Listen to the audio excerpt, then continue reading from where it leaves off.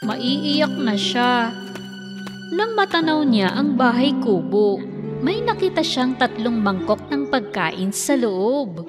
Hindi na makatiis si Goldilocks kaya lumapit siya sa mesa. Dahil gutom na gutom siya, gusto niyang kainin ang pagkain sa pinakamalaking mangkok. Masyado namang mainit ito.